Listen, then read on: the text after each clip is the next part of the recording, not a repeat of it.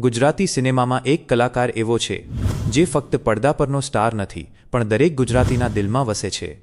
આ કલાકાર એટલે વિક્રમ ઠાકોર।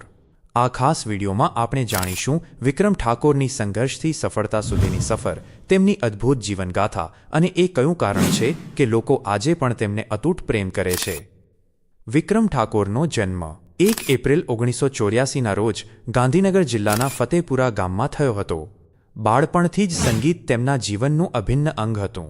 તેમણે પિતાજી પાસેથી લોકગીતો ગાવા, પારંપરિક વાજિંત્રો વગાડવા અને સામાન્ય લોકોની ભાવનાઓ સમજવાનું શીખ્યું।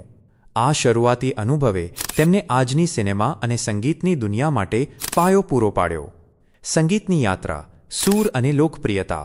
ફિલ્મોમાં પદાર્પણ કરતા પહેલા વિક્રમ ઠાકોર લોકગાયક અને સ્ટેજ પરફોર્મર તરીકે ખૂબ જ જાણીતા હતા। તેમનો અવાજ સીધો હૃદયને સ્પર્શી જાય તેવો છે। હજારોની ભીડ તેમના લોક ડાયરા અને સ્ટેજ શોમાં ઉમટી પડતી।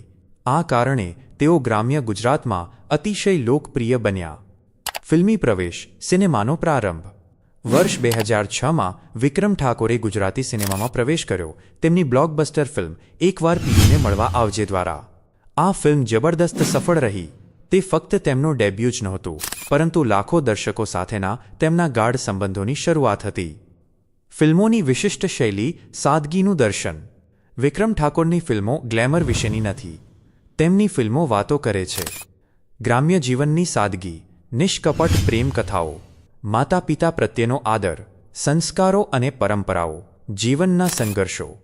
તેમની જાણીતી ફિલ્મો રાધા તારા વિના ગમતું નથી, વાગી કાળજે કટારી તારા પ્રેમની, પ્રેમી ઝૂક્યા નથી ને ઝૂકશે નહીં।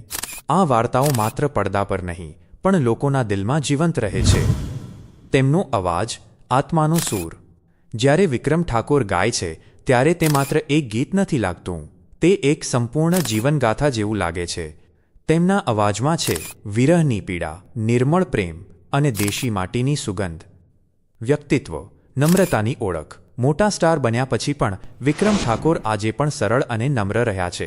કોઈ અભિમાન નથી, કોઈ દેખાડો નથી। તેમનો સાદો દેખાવ, શાંત સ્વભાવ અને લોકો સાથેનો સીધો સંવાદ।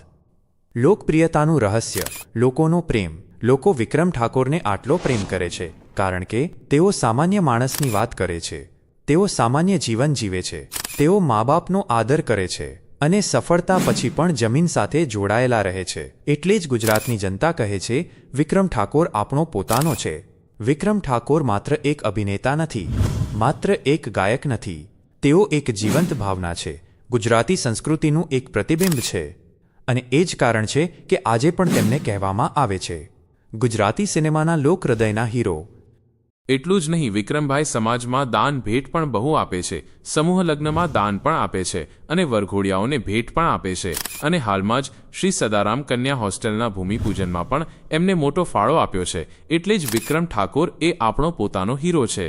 તો ફ્રેન્ડ્સ, આવા જ વિડીયો અને વિક્રમભાઈની મૂવીઝ વિશે જાણવા માટે આ વિડીયોને લાઇક અને શેર કરો અને હા, ચેનલને અત્યારે જ સબસ્ક્રાઇબ કરી બેલ આઇકોન દબાવી દો અને હા, કોમેન્ટ્સમાં વિક્રમ સરની કોઈ પણ મૂવીનો એક ડાયલોગ લખતા જજો। જય માતાજી।